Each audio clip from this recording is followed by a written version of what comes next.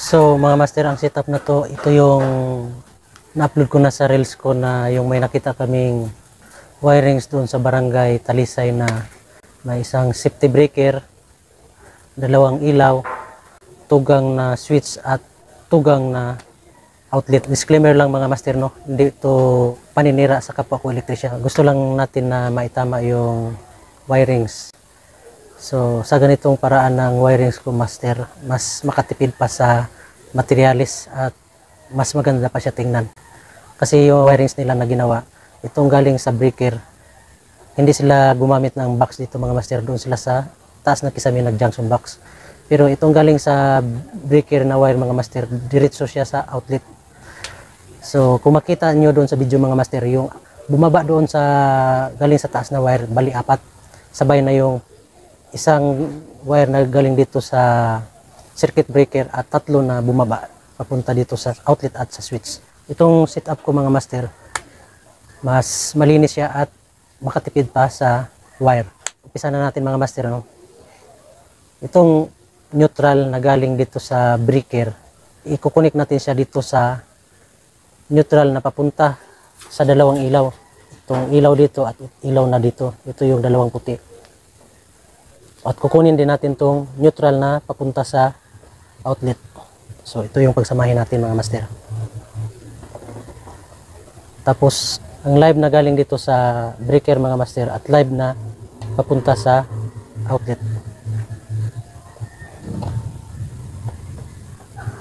Itong return mga master ng isang ilaw, kasi tugang to, may kanya-kanya siyang switch para dito sa isang return na papunta sa switch. At itong return naman nito mga master, dito rin sa ito ng puti, papunta sa isang switch din. Baka magtaka kayo mga master, saan yung live na magsusupply ng para sa switch. So, dahil magkatabi lang sila mga master, pwede ka naman mag-splice dito na papunta dito na sa live. Kasi yung surface utility mga master, pwede mo naman matanggal-tanggal tong, so may purpose talaga siya na kailangan mo magbutas dito. So pwede ka kumuha ng isang strand ng PDX tapos i-splice mo dito.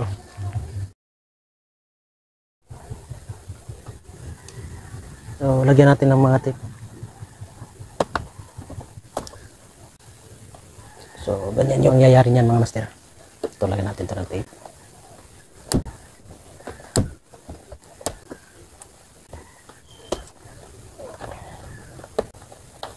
So, di na natin tatakpan mga master. So, ito yung para sa outlet. Ito yung outlet mga master. Nilagyan ko na ng jumper.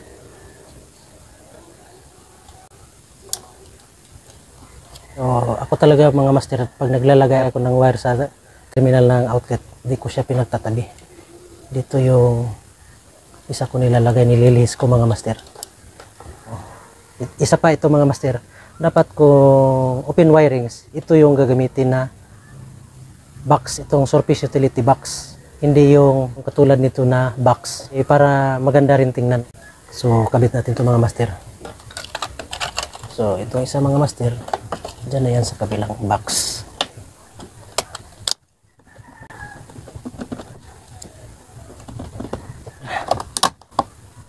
Ito yung switch, nilagyan ko na rin ng jumper. So itong live mga master, dito siya natin ilagay sa itong may jumper. Tapos itong itim, ito yung sa taas na switch.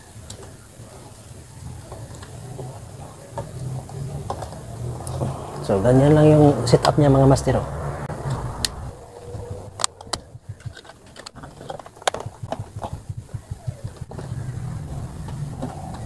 So, testing natin mga master, no?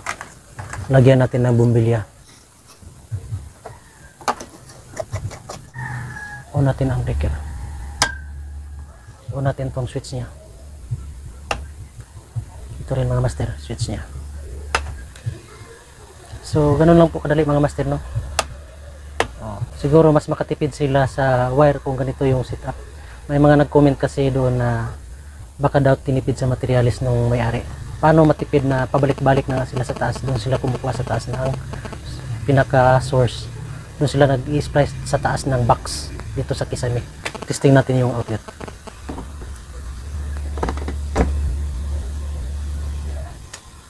Yan.